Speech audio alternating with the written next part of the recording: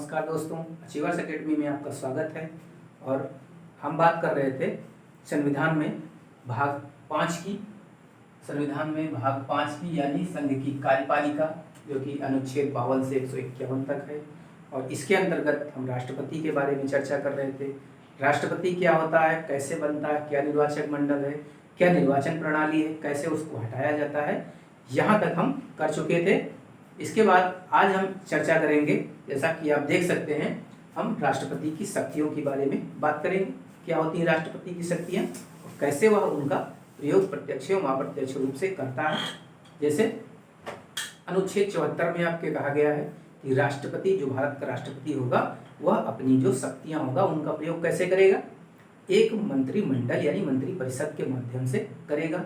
उस मंत्री परिषद का जो हेड होगा वह प्रधानमंत्री होगा और उसी की सलाह एवं परामर्श पर राष्ट्रपति अपनी शक्तियों का प्रयोग करेगा।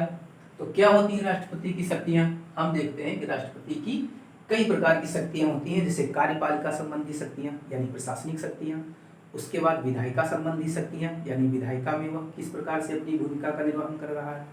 इसके बाद हम देखते हैं कि उसकी न्यायपालिका न्यायिक शक्तियाँ भी होती हैं, उसकी वित्तीय शक्तियाँ भी होती हैं, उसके पास आपातकालीन शक्तियाँ भी होती हैं, उसके पास क्षमादान संबंधी शक्तियाँ होती हैं। इस तरह से उसकी सभी शक्तियों का हम एक एक करके इस तरह से अध्ययन करेंगे।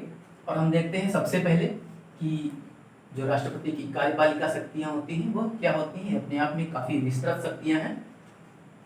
तो शासन संबंधी जो कार्य होंगे राष्ट्रपति के नाम से होंगे, यानी कि भारत में केंद्र सरकार के स्तर पर विदेशों से जो भी संबंध होंगे, अंतर्राष्ट्रीय संबंध होंगे, और जो भी भारत का प्रतिनिधित्व होगा, चाहे वह भारत के अंदर चाहे विदेश में, वह राष्ट्रपति के नाम पर होगा। ठीक है। तो शासन संबंधी समस्त शक्तियां देख रहे हैं कि राष्ट्रपति के हाथ में है, जबकि आप जानते हैं कि भारत में चूंकि संसदीय व्यवस्था है और राष्ट्रपति के हाथ में नाम मात्र की शक्तियां होती हैं। वास्तविक प्रमुख जो है हमारा वो प्रधानमंत्री है, सरकार का अध्यक्ष होता है, सरकार का मुखिया होता है जो प्रधानमंत्री होता है, एवं उसका मंत्रिमंडल उसके सलाह एवं परामर्श पर राष्ट्रपति कार्य करता है। फिर भी हम देखते हैं कि समस्त जो कार्य होंगे, प्रशासनिक कार्य होंगे, वो राष्ट्रपति के नाम से किए जाएंगे। दूसरा हम देखते हैं कि प्रधानमंत्री व अन्य मंत्रियों की नियुक्ति कौन करता है? राष्ट्रपति करता है। यानी जो संसद का बहुमत दल का नेता होगा उसकी नियुक्ति राष्ट्रपति करेगा और इसकी सलाह पर अन्य मंत्रियों की नियुक्ति एवं शपथ राष्ट्रपति दिलाएगा। ठीक है। इसके बाद हम देखते हैं जो प्रमुख पदाधिकारी हैं, जैसे राज्यपाल हो गया, महान्यायवादी हो गया, कैग हो गया यानी कि नियंत्रक महालेखा परीक्षक हो गया, संघ लोक सेवा आयोग का अध्यक्ष हो गया, हाईकोर्ट और सुप्रीम कोर्ट के जो जज होते हैं उनकी नियुक्ति भी राष्ट्रपति करता है। इसके अलावा हम देखते हैं अन्य पिछड़ा वर्ग आयोग, अनुसूचित आयोग, अनुसूचित जनजाति आयोग, अल्पसंख्यक मामलों के आयोग के अध्यक्ष, महिला आयोग के अध्यक्ष, इस सभी पदों की जो नियुक्ति होती है वो हमारे राष्ट्रपति के द्वारा की जाती है। ठीक है। इसके अलावा सशस्त्र बलों का सर्वोच्च कमांडर, यानी कि सभी सेना प्रमुखों का जो सर्वोच्च कमांडर है, जो सर्वोच्च उसका अध्यक्ष है, वो भारत का राष्ट्रपति होगा, चाहे वो थल सेना हो, जल सेना हो या वायु सेना हो। और इनकी नियुक्ति भी इसी के द्वारा, राष्ट्रपति के द्वारा ही की जाती है। युद्ध एवं शांति की घोषणा, यानी कि विदेशी राज्यों से अगर किसी प्रकार की संधि करनी हो, समझौता करना हो, किसी युद्ध चल रहा हो और किसी देश से शांति की भी घोषणा राष्ट्रपति करता है। ये सारी चीज़ें हम देखते हैं। इसके अलावा कुछ कूटनीतिक शक्तियाँ भी, कुछ क्या, कई कूटनीतिक शक्तियाँ राष्ट्रपति को प्राप्त होती हैं। जैसे किसी देश के साथ अगर कोई प्रतिनिधिमंडल जाएगा तो वह वहाँ कार्य जो करेगा वो भी राष्ट्रपति के नाम से ही करेगा, यानी कि वहाँ भी राष्ट्रपति ही सर्वोच्च होगा, राष्ट्रपति के नाम से ही सारी चीज़ें की जाएंगी। राष्ट्रपति स्वयं भी जब किसी भी राष्ट्र में जाता है तो भारत का, पूरे भारत का प्रतिनिधित्व करता है। ठीक है।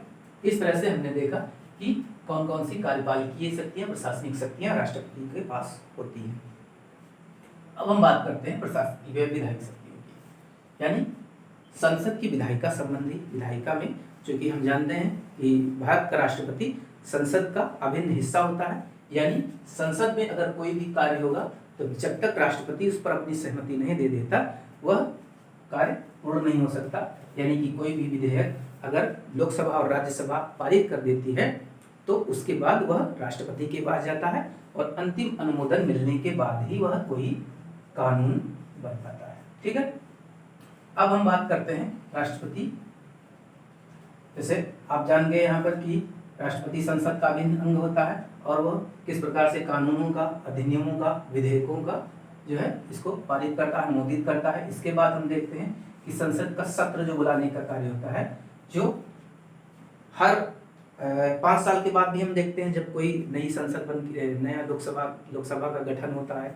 राज्यसभा का तो मान लिया, राज्यसभा का भी विकृति नहीं होती, बट जब लोकसभा का गठन होता है तो नया जो इसकी नई बैठक होती है उसको राष्ट्रपति इसको बुलाता है। इसके अलावा हर साल और आप जानते हैं कि प्रत्येक 6 महीने में संसद की बैठक अनिवार्य रूप से होती है, तो उसमें भी सत्र का आयोजन, इसको बुलाना, सत्र को आहूत करता है राष्ट्रपति। इसके अलावा सत्रावसान करता है, यानी कि सत्र के बाद जो है जब उसकी समाप्ति होती है। इसके अलावा संयुक्त अधिवेशन, यानी कि जब दोनों सदनों में अगर गतिरोध की स्थिति आती है तो वहाँ पर राष्ट्रपति जो है संयुक्त अधिवेशन को बुलाता है और दोनों सदनों की एक साथ बैठक होती है, वहाँ पर मतदान होता है, उसके बाद कोई विधेयक पारित होता है। ठीक है, अब हम बात करते हैं राज्यसभा सदस्यों के मनोनयन की। हम सभी जानते हैं कि राष्ट्रपति राज्यसभा के 12 सदस्यों का मनोनयन करता है, यानी कि 12 सदस्यों की नियुक्ति या मनोनयन राष्ट्रपति करता है। और ये जो 12 सदस्य होते हैं अलग अलग क्षेत्रों से आते हैं, शिक्षा, साहित्य, सहकारिता, इस तरह से खेल विशेष से, इन सब जगहों से ये 12 सदस्यों का चुनाव या मनोनयन राष्ट्रपति करता है।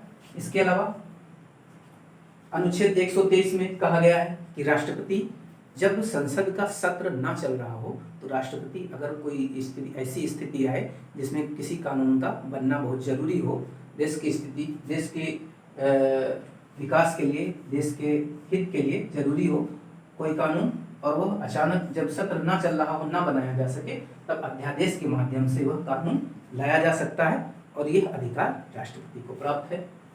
इसके बाद हम देखते हैं कि भारत के नियंत्रक एवं महालेखा परीक्षक, वित्त आयोग एवं कुछ अन्य आयोग, जैसे हम जानते हैं अन्य पिछड़ा और अल्पसंख्यक आयोग, अनुसूचित जनजाति और अनुसूचित जाति आयोग, ये सब, और इसके साथ साथ जो है वित्त आयोग के जो संस्तुतियां होती हैं, जो प्रतिवेदन होते हैं, उनको राष्ट्रपति संसद में रखवाता है।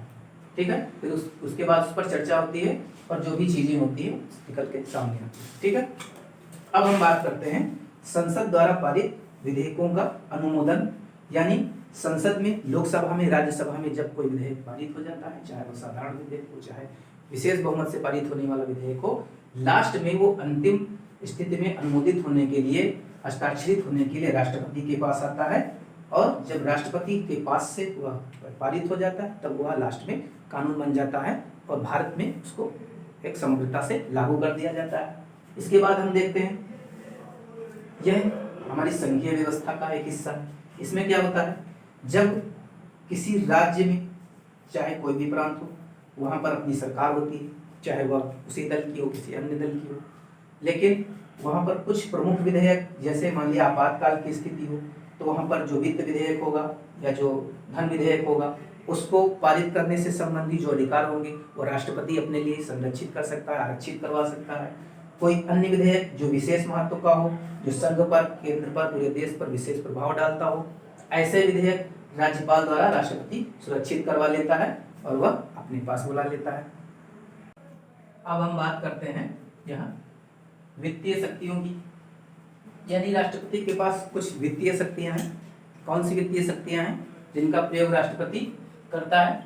धन विधेयक के संबंध में, संविधान में धन विधेयक की, संसद में जब विधेयकों पे चर्चा होती है तो हम जानते हैं कि बजट पारित होता है हर साल। वह पूरे वर्ष भर के खर्चों के लिए, उसके इनकम, आय और व्यय के दोनों के लिए एक बजट जारी होता है। बजट में आय और व्यय का ब्यौरा दिया रहता है कि कितनी क्या योजनाएं चलेंगी, उन पर कैसे खर्च करना है। इस तरह से सरकार के इस खर्च और व्यय, आय और व्यय की स्थिति का पूरा ब्यौरा जो है इसमें बजट में शामिल होता है। और बजट की बात की गई है, भारत में, भारतीय संविधान में कहीं भी बजट के शब्द की यूज, बजट का यूज, इस शब्द का यूज कहीं भी नहीं किया है। किसका यूज किया गया है?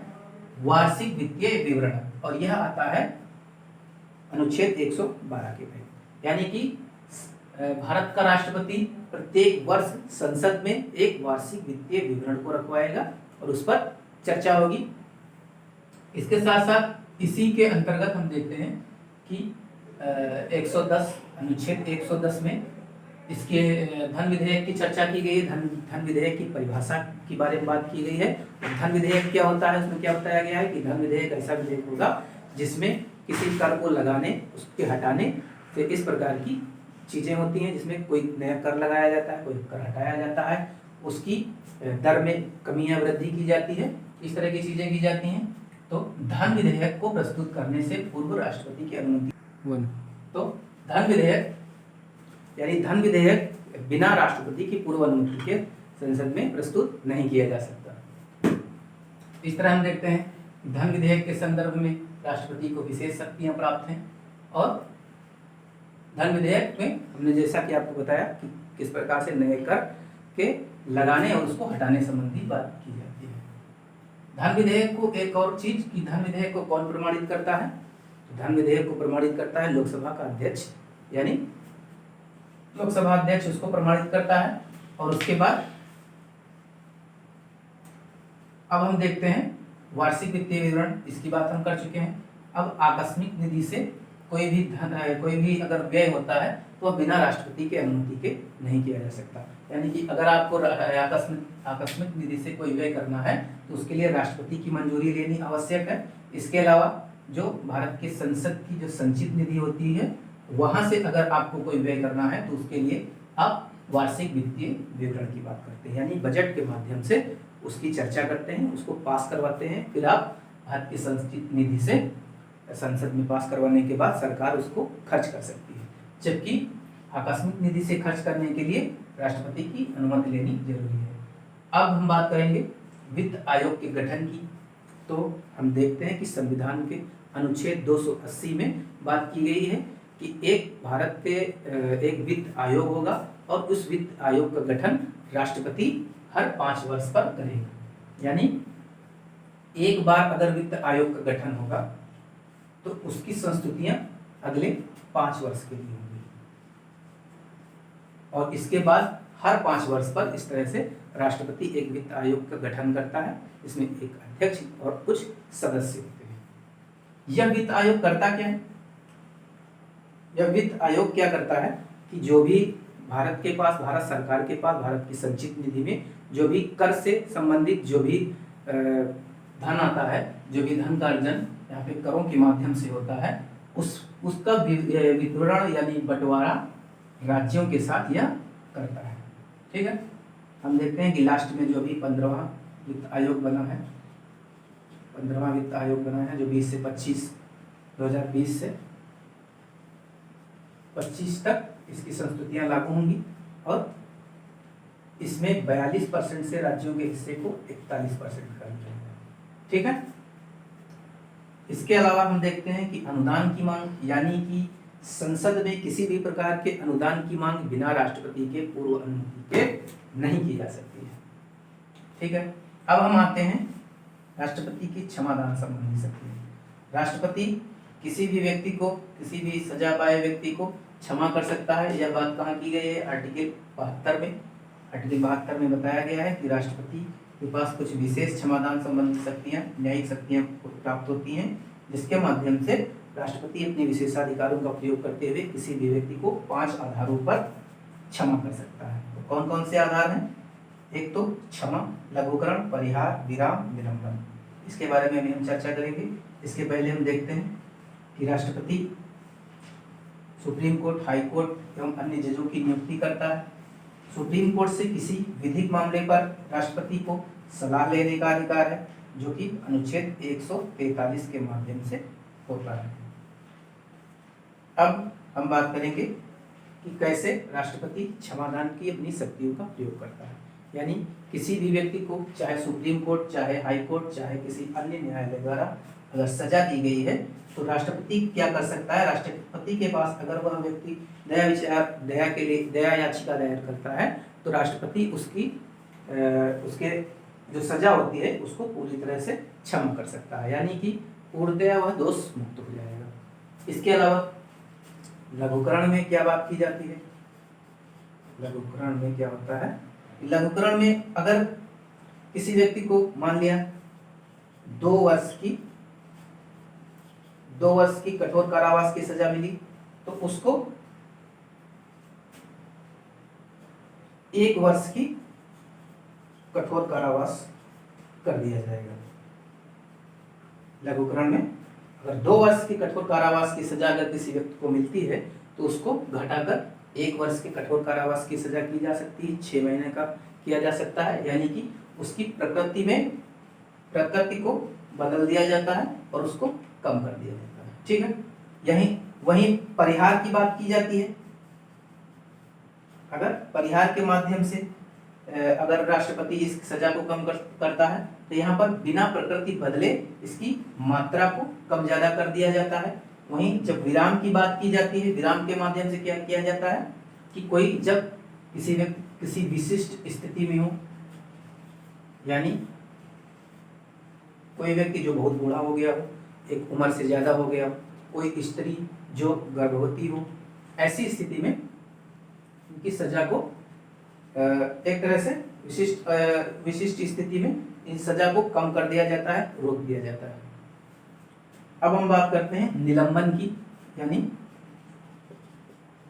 किसी व्यक्ति की सजा को अस्थायी रूप से किस तरह निलंबित कर दिया जाता है, यानी कि इसकी सजा को रोक दिया जाता है, कुछ समय के लिए अस्थायी रूप से निलंबन में रोक दिया जाता है। अब हम बात करते हैं राष्ट्रपति की वीटो शक्तियों के बारे में। इसमें 3 तरह की वीटो शक्तियां राष्ट्रपति को प्राप्त होती हैं, जैसे निलंबनकारी वीटो, पॉकेट वीटो, आत्यांतिक वीटो। अब निलंबनकारी वीटो क्या होता है? इसमें जब संसद का कोई भी विधेयक राष्ट्रपति के पास जाता है अंतिम अनुमोदन के लिए, अंतिम रूप से हस्ताक्षर होने के लिए जाता है, और राष्ट्रपति के संज्ञान में ऐसा विधेयक कुछ इस प्रकार का है जिसमें कुछ पुनर्विचार संबंधी चीजें हैं, जिसमें कुछ संस्तुतियां हैं कि आप एक बार इसको पुनः देख लीजिए कि इसमें कुछ कमियां हैं, कुछ क्या है, उसको दूर करने के लिए, उसको सुधार करने के लिए राष्ट्रपति इस तरह के निलंबनकारी वीटो शक्ति का प्रयोग करके इसको संसद के पास पुनः भेजता है, और इस तरह का जब विधेयक फिर से पुनः जो है राष्ट्रपति के पास आता है तो वह उसको पारित कर देता है। इसके अलावा अब हम देखते हैं पॉकेट वीटो। पॉकेट वीटो क्या होता है? इसमें अगर राष्ट्रपति के पास कोई विधेयक अंतिम रूप से हस्ताक्षर करने के लिए आता है तो राष्ट्रपति क्या कर सकता है? राष्ट्रपति उसको अपने पास रख सकता है, और वह विधेयक कब तक रखे रहेगा, कब तक उस पर स्वीकृति नहीं देगा, इसके बारे में संविधान मौन है पूरी तरह से, यानी कि संविधान में इसकी समयावधि की कोई चर्चा नहीं की गई है कि राष्ट्रपति उस पर कब हस्ताक्षर करेगा या कब उसको स्वीकृति देगा। ठीक है। इसका एग्जाम्पल हम देखते हैं 1986 में डाक संशोधन, भारतीय डाक संशोधन अधिनियम की, जिसमें जब राष्ट्रपति उस समय जो तत्कालीन राष्ट्रपति डॉक्टर ज्ञानी जैल सिंह होते हैं, तो यह अपनी पॉकेट वीटो शक्ति का प्रयोग करते हुए इसको डाक संशोधन अधिनियम को अपने पास रख लेते हैं और यह विधेयक पारित नहीं हो पाता है। इसके अलावा अब हम देखते हैं आत्यांतिक वीटो शक्ति का प्रयोग। राष्ट्रपति किस प्रकार आत्यांतिक वीटो शक्ति का प्रयोग करता है? इसमें देखा जाता है कि जब कोई विधेयक राष्ट्रपति के पास जाता है और मान लिया कि किसी कारणवश उस समय लोकसभा भंग हो जाए, मान लिया कि लोकसभा भंग हो जाए और या यह कुछ समय के लिए विलंब कर दिया जाए इसमें, और साथ ही साथ नई सरकार जब चुनकर आए तो उसे इस विधेयक को पारित करने से मना कर दे, तो इस तरह से यह विधेयक क्या हो जाता है? समाप्त मान लिया जाता है। ठीक है। इस प्रकार राष्ट्रपति अपनी आत्यांतिक वीटो शक्ति का प्रयोग करता है। अब हम बात करेंगे राष्ट्रपति के विवेकाधीन शक्तियों की। राष्ट्रपति के पास कुछ अपनी विवेकाधीन शक्तियां होती हैं, यानी जैसा कि कहा गया है अनुच्छेद 74 में, अनुच्छेद 75 में कि राष्ट्रपति कोई भी कार्य करेगा स्वतंत्र होकर नहीं कर सकता है, यानी कि वो अपने संवैधानिक प्रावधानों के दायरे में रहकर करेगा, साथ ही साथ वह मंत्रिपरिषद की सलाह के आधार पर ही काम करेगा। जैसे जो आप देखते हैं कि 42वें और 44वें संविधान संशोधन में इसकी संशोधन का राष्ट्रपति के ऊपर यह जो है यह निश्चित किया गया है, यह चीज बाध्यकारी की गई है कि राष्ट्रपति अब मंत्रिमंडल की मंत्रिपरिषद की सलाह के आधार पर काम करेगा। लेकिन इसके बावजूद भी कुछ विवेकाधीन शक्तियां संविधान में राष्ट्रपति को प्राप्त हैं। जैसे मान लिया नई लोकसभा का गठन होता है और नई लोकसभा में किसी भी दल को बहुमत प्राप्त नहीं होता है, यानी कोई भी एक दल जिसके पास बहुमत नहीं है, तो राष्ट्रपति को उस स्थिति में स्वविवेक की शक्ति प्राप्त है कि वह किसी भी ऐसे दल जो लगे उसको कि नहीं यह दल बहुमत प्राप्त कर लेगा, उस दल के नेता को प्रधानमंत्री बनने के लिए आमंत्रित करता है और उसको प्रधानमंत्री पद की शपथ दिला सकता है। ठीक है, एक तो यह हो गया। एक दूसरा पॉइंट, दूसरी चीज है कि मान लिया कोई सरकार चल रही है और वह अपना विश्वास खो दे, तो अल्पमत की स्थिति में आ जाने पर क्या होगा। यहाँ पर आप देख रहे हैं कि त्रिशंकु सरकार की बात कर रहे हैं। मान लिया कोई त्रिशंकु यानी कि 2-3 दल हैं और किसी को बहुमत प्राप्त नहीं होता, उस स्थिति में यहाँ पर सरकार कोई चल रही होती है और उसमें जैसे लगता है विपक्ष को, जैसे अविश्वास प्रस्ताव पारित हो जाता है, इस तरह की चीजें होती हैं, तो अल्पमत होने की स्थिति में वैकल्पिक सरकार की व्यवस्था होती है यहाँ पे। जैसे ब्रिटेन में भी कहा जाता है, जैसे ब्रिटेन के कुछ विद्वानों ने कहा है कि जो विपक्ष का नेता होता है, विपक्षी दल का नेता होता है, वह वैकल्पिक प्रधानमंत्री होता है, वहां पर कहा गया है। तो वहीं उसी चीज को फॉलो करते हुए यहाँ राष्ट्रपति की विवेकाधीन शक्तियों के माध्यम से राष्ट्रपति क्या कर सकता है, जब सरकार अपना बहुमत खो दे तो वह किसी भी दल को जो लगे कि वह अपना बहुमत सिद्ध कर देगा संसद में, उसके दल के नेता को प्रधानमंत्री बना सकता है, प्रधानमंत्री पद की शपथ दिलवा सकता है, उसकी नियुक्ति कर सकता है। ठीक है, तो हम यहाँ देखते हैं कि विवेकाधीन शक्तियां समाप्त हुई। इसके बाद हम बात करेंगे कुछ अन्य जो आपातकालीन शक्तियां हैं उनके बारे में। इसके बाद हम चर्चा करेंगे विस्तार में, चूंकि आपातकालीन शक्तियां थोड़ा विस्तृत हैं और उससे कुछ इंपॉर्टेंट क्वेश्चन पूछे जाते हैं, उसके बारे में चर्चा हम थोड़ा अलग से करेंगे। ठीक है दोस्तों, आज के लिए इतना ही।